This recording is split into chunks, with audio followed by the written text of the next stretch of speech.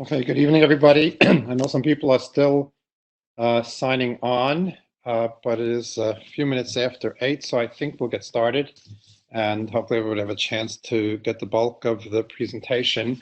My name is Dr. Norman Blumenthal. I'm the Zachter Family Chair for Bereavement and Crisis Intervention Services for Ohel Children's Home and Family Services. And I want to, just from the onset, acknowledge many people that helped put this together and were instrumental. First and foremost, to the person who really initiated this, and this is Rabbi Jonathan Morgenstern from Young Israel of Scarsdale. Unfortunately, Rabbi Morgenstern and I have worked together in many different crisis situations, and he's always shown great initiative and leadership, and I'm grateful that he had come up with this idea that we were able to do this.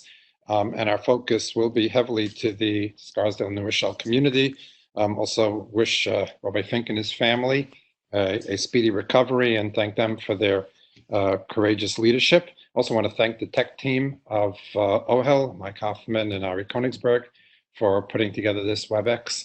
And also acknowledge the UJA that have worked very closely with us, that have a host of programs I hope to reference in the course of my discussion that will be very useful to the Westchester and the broader tri-state area. And if you don't get all the information I'm giving you about their initiatives during this WebEx, please reference their website and take advantage in the long and true and proven tradition of the UJA there for the Jewish community in our times of need. And certainly I speak for all the participants and speak for Ohel and UJA and Israel Scarsdale and wishing everybody who has been afflicted with the COVID-19 to have a very speedy recovery, and that we should very quickly get a handle on it and be able to put this crisis and this tension behind us. I'm going to really have basically three foci when I speak. Two of which I've spoken about before, so I will do it more quickly. I will reference, if you're interested, in talks that I've given previously that are available on the OHEL website or through yutorah.org. And many others have also addressed the issues of dealing with appropriate levels of anxiety and concern regarding this outbreak and how to manage the anxiety that might take place, and also address how to teach and impart, how to explain it to our children and teach and impart necessary precautionary hygienic practices in our children. So I'm going to go over that pretty quickly because it's been discussed quite extensively already, but I'll review it. And then I want to talk about a topic that I haven't spoken about yet. I'm not sure if anyone else has, which is how to manage the stress of being quarantined and confined, which is becoming increasingly a part of this struggle and is not something to be taken lightly. It looks perhaps a lot simpler or maybe even more tempting and relaxing than it really is. So again, in terms of how our reaction as adults should be, and of course, needless to say, our reaction as adults are going to very much determine how our children are going to respond. We don't fool children. If we're panicky or if we feel out of control or distraught, our children will feel distraught no matter what we say. In fact, it's a basic principle of working with children in circumstances when there's a great deal of anxiety that children, particularly younger ones, are listening much more to our voice tone and our body language than they are to the actual words that we use. So we have to be very clear, like they say in the airplane when they say to put the mask on yourself before you put on your child. The first step is to determine, to make it clear that you yourself have this managed, not something that we'd be happy about. I mean, there's a level of concern that's warranted, but that we have it under control before we speak to our children. And really, our level of anxiety has to be commensurate with the danger that's posed. This is a very fluid situation. There's information that's becoming apparent from day to day that puts it in a very different perspective. Part of the problem has been some of the information that we get is inconsistent, which I'll speak about in a few minutes. But as much as we can understand, and as long as we're relying on reliable sources, our anxiety level of anxiety is appropriate. This is something that is nerve-wracking, and anxiety is good because anxiety mobilizes us and anxiety motivates us to take the necessary precautions that we have to. But it's never good if the anxiety takes over, if it becomes panic, and if it's governing us instead of our governing the anxiety. So we have to sort of titrate our anxiety to make sure that it's commensurate with the danger that's present. We should make ourselves knowledgeable. We should be reading reliable sources, listening to the CDC and other reliable agencies, and let them who will inform us as best they can. And we should be consistent in our messages. Consistent means not only messages that we give, but even messages that are given by others as well, because our children will be in touch with one another and are in touch with each other if they're still in school. And they're going to be comparing notes. And if one child reports a certain type of information from their parents or the adults in their life, and another child reports something very different from the adults in his or her life, that's just going to dramatically increase the anxiety. So we have to be consistent, and we can be consistent by informing ourselves and relying on reliable sources. And even if it changes, it's okay to inform children that there's been new information and we understand the situation better. And we have to model proper behavior on our part, proper levels of alert and alarm, proper levels of concern. And it's certainly, even if our children do either show some lack of concern or maybe are touching their face or their mouths without washing, we should instruct them. We can even be stern when we instruct them, but we should never be panicky and we should never scream. And we have to model it ourselves. It's going to be of little use, and this is always the case with children, it'll be a little use if you yourself are offhanded and lackadaisical in terms of hygiene, then all the instructions in the world will not make a difference to the child. And it's even an opportunity to look at this as an educational or teachable moment, as an opportunity to educate children in proper hygiene, even hopefully soon when this passes. We want our children to be safe, and we want our children to take necessary precautions to prevent any kind of illness. And so this is a very good opportunity to really instruct our children on proper hygiene. Okay, as I mentioned, it's important that when we communicate with our children, that we're aware of our voice tone, our body language, because that's what they're listening at. And we also have to tailor the explanations to the age of the child. And I went into this in more detail in the other webinars, but I'll mention it quickly. Preschool-age children, we don't owe them explanations. We can tell them that there's a sickness, but we don't have to go into much detail. The children that young are used to adults telling them all sorts of information and suggestions that probably don't make much sense to them. We take them to doctors who stick needles in their arms, and that probably seems totally ridiculous, but they're used to it and they're compliant. And if we instruct them, more important to teach them and teach them proper hygiene and caution. And the best way to do that with children that age, in other words, talking about children, let's say, under the age of 6, is through mnemonics, through jingles, through stories, and a whole lot of praise. Practicing with them and heaping praise upon them when they do what's right. We again sometimes can inform them and teach them through metaphoric types of images. Metaphoric means such as stories, through using dolls, practicing with dolls, talking even maybe about animals. I came across, I've gotten a lot of information, and I hope I'm not going to be leaving anyone out. But one of the one of the things that was sent to me was from www.mindheart.co, which was a very adorable sort of coloring book kind of explanation about the coronavirus, which was very child friendly. And I understand there's also a comic book that has come out that explains it to preschool age children, again, with all the instructions of washing hands and trying to avoid touching one's face. And again, I don't have to tell you that children that age are very often have their fingers in different parts of their face and their mouths and their noses and their eyes. And so it's a major undertaking to teach them this kind of precaution, but those are the ways in which to do it. Elementary school age children tend to be more obedient, and although they will benefit from an explanation, they understand it. We can explain to them about the presence of the illness. We can explain to them about how quickly it's spreading and how we don't necessarily have a cure for it yet, and that's why we're taking all these precautions. But again, they're still largely obedient. As elementary school age children tend to focus a great deal on facts. They're interested in more kind of factual information. It's an age where they really want to make a very clear differentiation between what's fact and fiction, what's make-believe and what's real. So they may ask you a lot of sort of factual information. That's very typical for that age. They're not just looking for distractions or bringing up irrelevant points. This is how they manage it, and we answer them as much as we know. And it's perfectly okay to say that there's still information that we don't know, but that the big experts are trying to figure it out. This is also an age where sometimes they look at the world in a very polarized way. They look at the world in terms of evil and good guys, bad guys, and it's really probably important to tell them that this wasn't some sort of plot, or this is not some sort of evil action of somebody, but that this is the nature of the world, that sometimes germs do become existent and can cause people harm.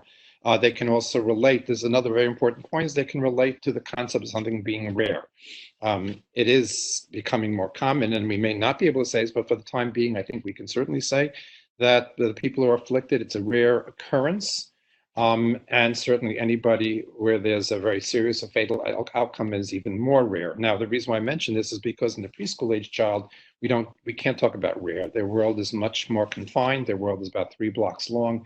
To tell them that something is rare is like telling them that's about to happen. So we just tell preschool age children that then that they're not going to get sick, or mommy's not going to get sick. They don't. It might happen, but they're not so concerned about factuality. But with elementary school age children, we can discuss it we can tell them that this is something rare. We can talk about statistics. We can say that it's happening in these many people out of these many people. If that's still applicable, and if that's still applicable in your immediate surroundings. You certainly don't want to create any kind of false impression, or again, you don't want to say anything to a child that will later be discovered not to be correct. Again, teens will certainly understand what's happening. Just 2 important points in terms of teenagers is that, first of all, it's very natural and normal for teenagers to question and challenge the adults. Oh, come on, just mention one more thing about elementary school age children. I'll get back to teens, I'm sorry. Because elementary school age children are interested in the facts and the exact reality of the situation, they're also more susceptible to rumors. And therefore, if there is some sort of rumor spreading, or if there is some misinformation, they may hear that, and then they'll want to know. And it's important that you should tell your elementary school age child that anything they hear that is disconcerting or that doesn't make sense in terms of what other people have said, that they should check it out with a responsible adult, whether it's a parent or a teacher. Okay, get back to teenagers. Teenagers are more naturally rebellious. Teenagers will be more naturally question authority and might challenge some of the assumptions that people are going to come to say. So that's okay for teenagers, and we shouldn't be alarmed by that. I think my biggest concern with the teenage population is their greater reliance on the internet and social media. And that can do several things. That can create an element of hysteria because, again, the information is, first of all, posted not necessarily from reliable sources, or even if it is some reliable information, it's posted again and again, and there can be a sort of hysteria that can be created. And this is, again, one of those teachable moments, and actually a very good time to sort of like cross-pollinating, but to instruct our teens in terms of responsible use of the internet and responsible uses of social media. So it would really behoove us to teach them and to tell them, to instruct them that whatever they see on social media and the internet, to make sure it comes from a reliable source, and to realize that a panic mode can set in by it being repeated again and again in fairly hysterical tones. That's sort of a summation of what we've spoken about. I and others have spoken about previously. Again, if you want to hear a little bit more about that, you can reference the webinars that I've posted either on the Ohel website or yutorah.org. But there are others who have comparably discussed this issue over the last week or two. What I want to talk about today a little bit more, because it's becoming increasingly important, particularly in the New Rochelle and Scarsdale community, but I think spreading to other communities as well, is the unique stress and challenge of being quarantined or being isolated or confined to your home. If you're interested, those of you are interested, Lancet, which is a highly reputable medical journal, just a week or two ago, actually did a sort of meta-analysis of over 3,000 studies on the effects, the psychological effects of quarantine. And I was actually surprised myself of how compelling the data is of what kind of corrosive and adverse effect being confined and being quarantined has, not only during the time of the quarantine, but even lingering afterwards, including several studies that have even cited some of the effects up to 3 years later. So I think it speaks very much how urgently we have to manage the situation where increasing number of members of the broader community are going to be confined and are going to be quarantined, and what we can do also when hopefully soon the quarantine is over to allow to ease the transition back to a regular normal life, because that seems to be extremely important as well. Many of the studies show high levels, in fact, about a third. I mean, again, it varies from study to study, but about a third of people who, let's say 25 to about 35% of people who have been confined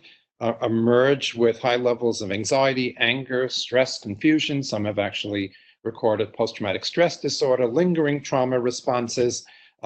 Interestingly enough, even some studies have reported that even when the confinement is over, that the participants, so the people who had been confined, continue to sort of self-confine and very gingerly begin to interact with those around them and or to leave their homes. So it seems to have a very, very profound effect. And I even have to say that even greater than I had naturally assumed before I had researched the subject. The three factors that seem to be most important in terms of understanding this impact are, first of all, the fear of the illness, which is fairly obvious, because especially if the person is confined, they've been exposed, or they already have symptoms, or already have the illness. So obviously the fear of it, the progression of the illness is an understandable one. But in addition to that, there's the boredom and social isolation. And the longer the person is isolated, it seems pretty clear that the more the corrosive effect. The number that seemed to come up a lot in a lot of the research was more than 10 days. And since I think we're talking about 8 to 14 days that people are being quarantined, it falls into that category where this can be a hardship. And the important point to understand is that stimulation and social contact is not just a luxury. It's not something that we enjoy, but not essential to our emotional well-being. For many people, and maybe for all people, having social contact and having stimulation, having their brain stimulated, seeing new things, interfacing with different environments is like an oxygen, it's like breathing, and very essential to our emotional well-being. And when we are forcibly deprived of those opportunities, it has a very negative effect. It agitates us, and it has a negative effect psychologically. In other words, these are essential needs, the essential needs to socialize, or essential needs to keep ourselves busy, to keep our brains busy. And therefore, the solution to avoiding these kind of corrosive effects is, while being confined and while being apart from others, is to maximize the opportunities for social interaction and to maximize the opportunities to have our brain stimulated, to have our mind stimulated, to have those kind of experiences. These are, as I said, essential needs. Now, there's one other point that I think is important before I get into how we remedy that and how we prevent the negative impact, which is that we're right now in a crisis mode. And I have to tell you that a significant portion, if not most, of the calls that we have received already, and I will mention later that we are designating an email for those who may want a specific appointment for assistance and crisis assistance. But we're in a crisis mode right now. We're not solving other problems. A lot of the questions I got were about pre-existing, particularly anxiety or obsessive compulsive disorders, or pre-existing sibling rivalry, that I'm going to address both in a minute. But we know already, in terms of stress, that those people who may have some, if you will say, let's say some anxiety condition or other types of complications, or people, any kind of, let's say, friction or tension that exists, stress will make it worse. Or even if there wasn't a pre-existing condition, but a predisposition. So anyone who has a predisposition to anxiety, being in a crisis situation will exacerbate that anxiety. So it's very likely that people with, and I can tell you that many of the calls are about such situations as pre-existing conditions.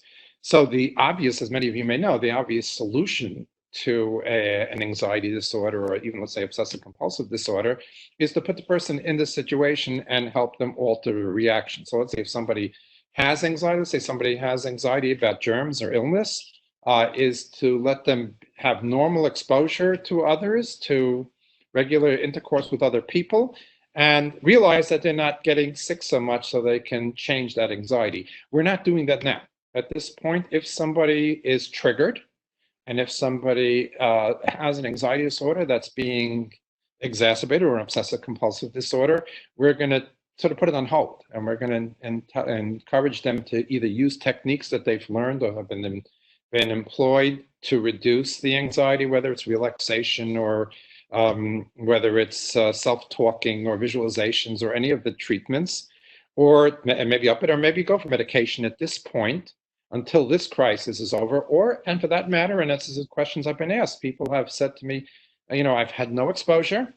I have no symptoms, but I'm by nature a very anxious person. I'm scared about contracting the disease. And I would tell them, you need to self-quarantine. You need to confine yourself, because anxiety disorders are very debilitating also. And we really don't have the luxury now to try to help you with this.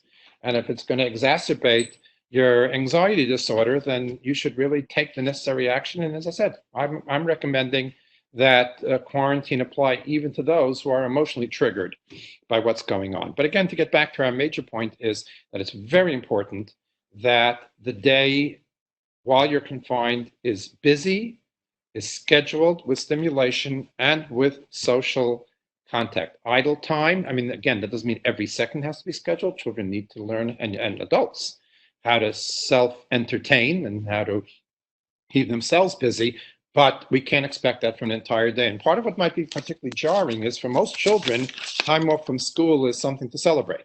It's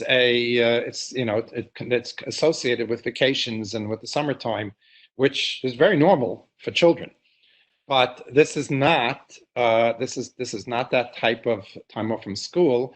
And it could be quite jarring then when they realize that this is not going to be characterized by going to amusement parks and celebrating. By the way, I mentioned earlier, and again, I'm sorry, I'm a little off, a little disorganized, but I mentioned about sibling rivalry, which I think is important. Again, sibling rivalry is very normal.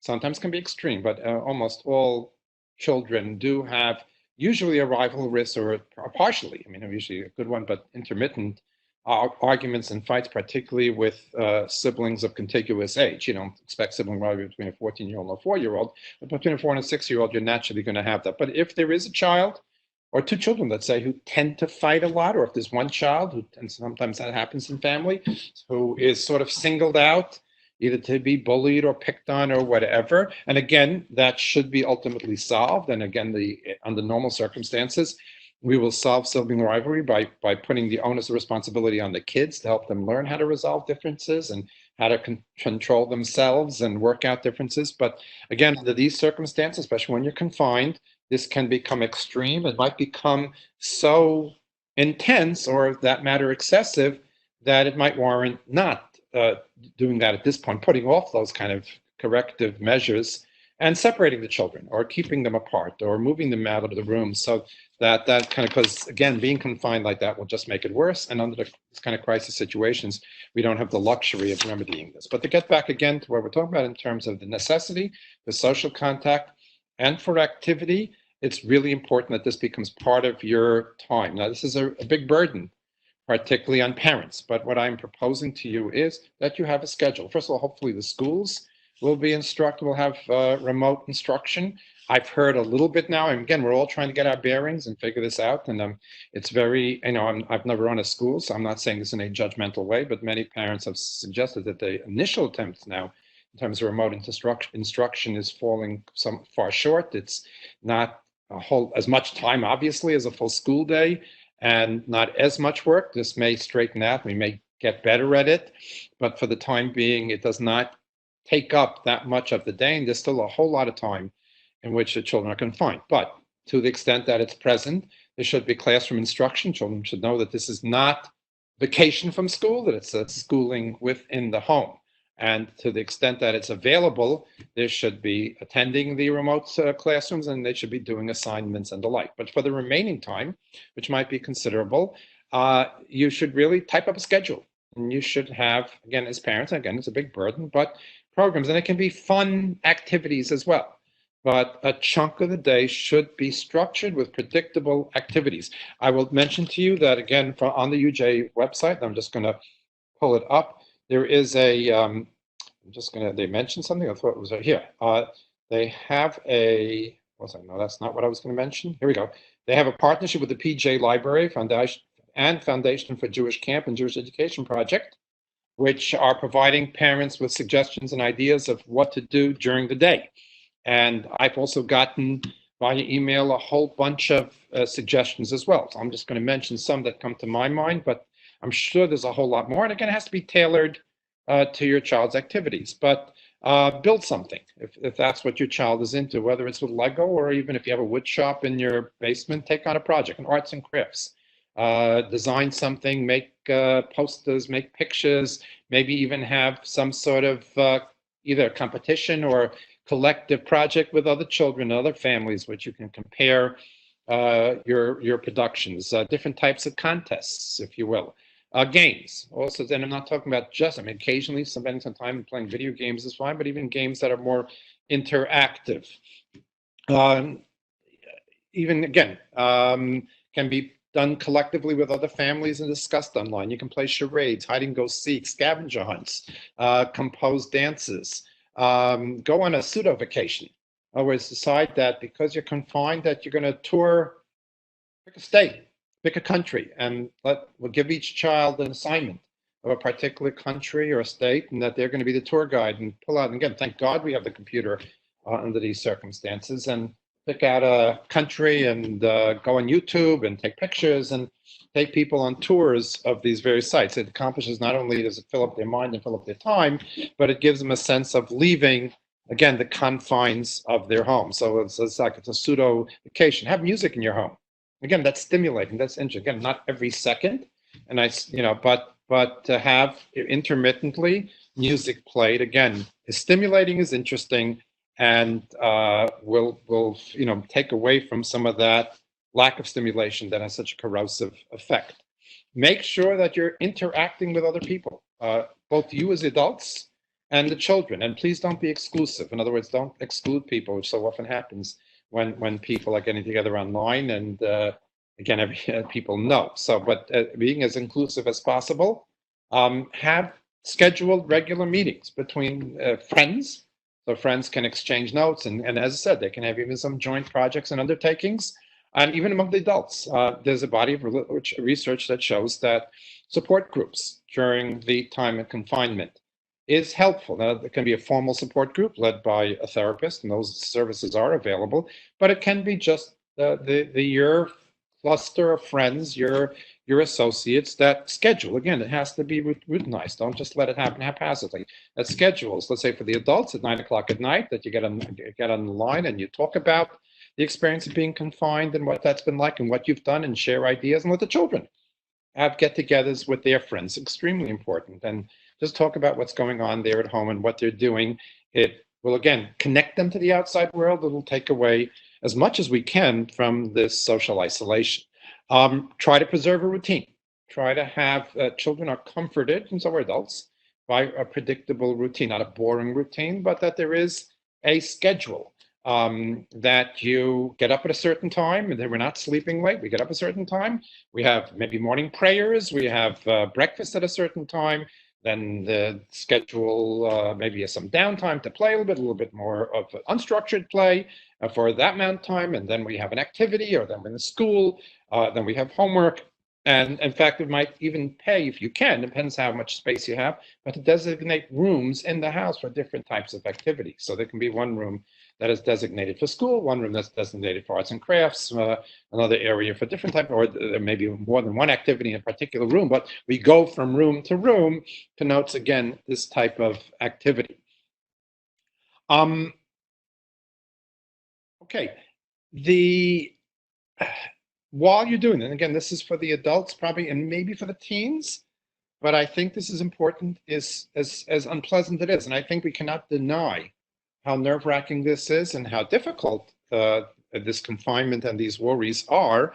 but we can also try to find something meaningful. And I've heard people doing this in even some of my casual conversations with my friends and relatives and others, is to try to cull from this something that we can see has a positive element. Again, not deluding ourselves. Oh, this is wonderful that we have this terrible virus spreading and the economic hardships that it's posing and the confinement, but mine for something that at least one little piece of it that we have benefited. Many people talked about, they think it's a wonderful opportunity for family members to spend time together and get more reacquainted. Others see some maybe lessons in it about life, about uh, even religious themes that can emerge from it. And when you do that, it's called post-traumatic growth, but you're taking away, you're extracting from it you're taking away a little bit of the pain. And it's a constructive thing to do. As said, more likely with teenagers or between yourselves than with younger children who don't think necessarily in such abstract terms. But I also maybe look at this also as a game changer, which I think it is. Again, I don't have prophetic vision, and to quote the great philosopher Yogi Berra, prognosticating is very difficult, especially about the future. But I wouldn't be surprised if our general hygienic practices are going to change, if our understanding about illness and about the precautions that we have to take are going to change, or maybe we're going to be very humbled. And maybe that'll be a good thing if we're a little bit more humbled. So, um, there may be a lot that comes out of it, but a lot of good comes out, and that's not a bad way of helping us cope. As far as video games and movies, it's certainly a good way to take up some time, but don't overdo it.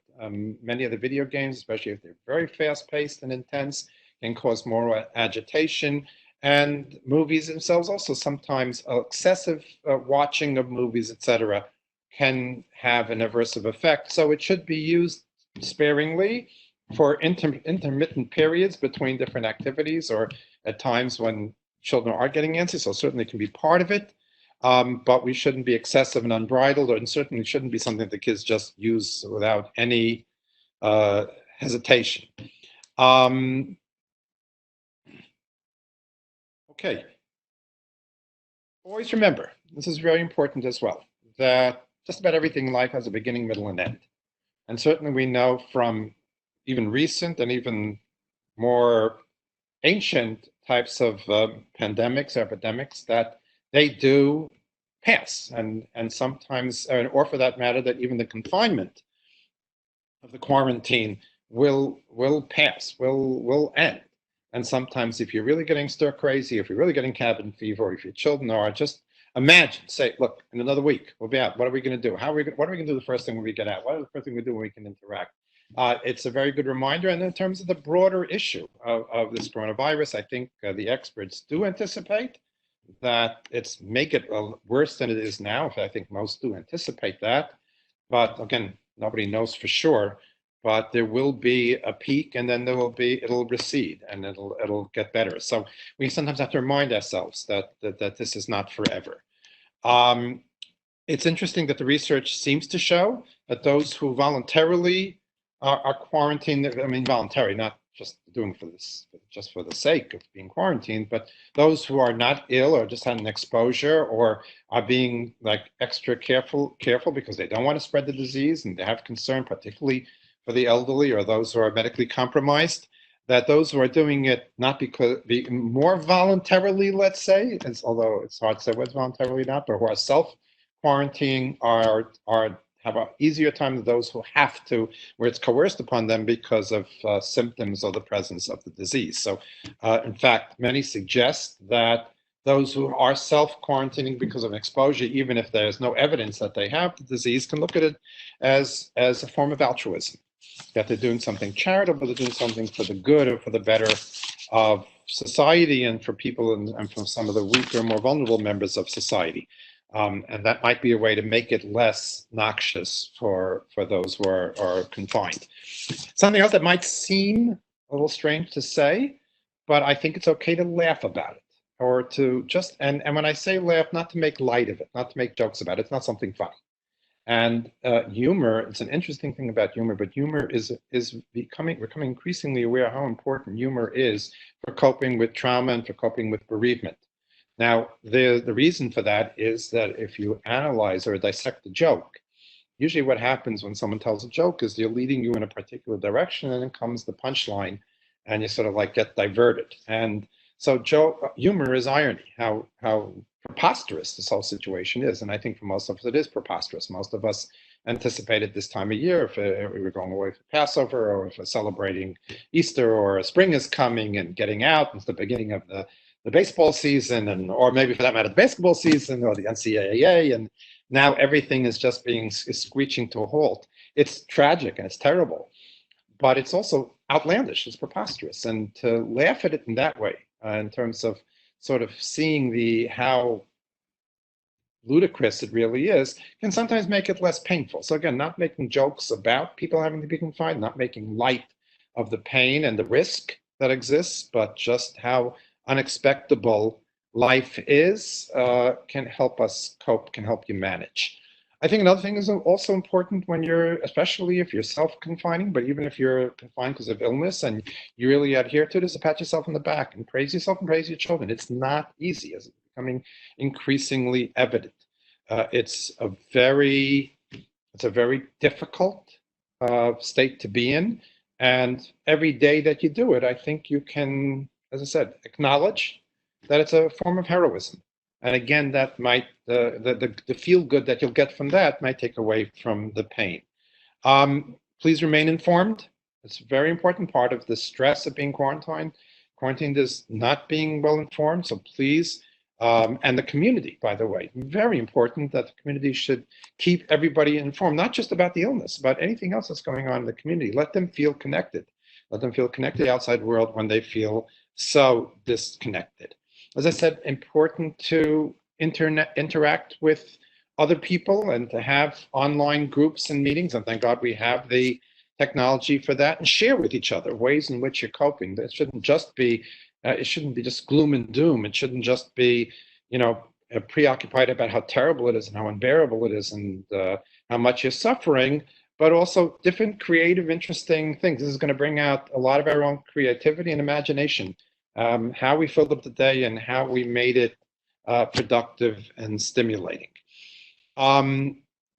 Now, interesting, as I mentioned, I alluded to earlier, and I think this is extremely important, and maybe soon we'll be able to conclude.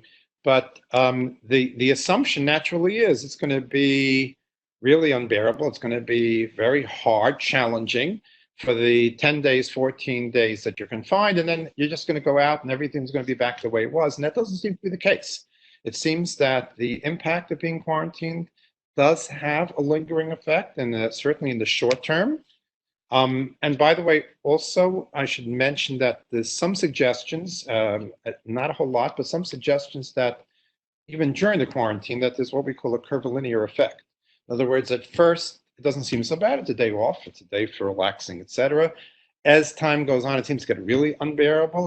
That's when the tension starts. And then ultimately, you figure out a way to manage it, and it gets a little bit better.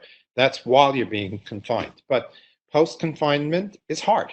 And there are lingering effects. As I said, some of the research even suggests months and years later. So it's important that even as you're transitioning back into your normal life, that you recognize it as challenging, that you again process it. Always important to process and talk and to discuss with family members, with others. That if, let's say, you do have to, because of pre-existing psychiatric conditions, have to take an increase in medication or treatments, that you don't just stop suddenly, that you phase out. And I think what's very important, and we know this from other situations, which I'll allude to in a minute, very important that there's a sort of celebration and commemoration of coming out of confinement, that there could be maybe the community, as the community begins to heal and people coming out, that there should be maybe a special dinner, a special gathering, some even religious, maybe commemorative type of occasion, to acknowledge the enormity of what just happened and to help the person transition back. But I'm recalling, as I speak about this, was a study that was done. I don't have it at handy, so I can't say specifically the study, but the study was done in Nepal, where what had happened is that young kids were drafted or coerced into the army, something that's not foreign to those of us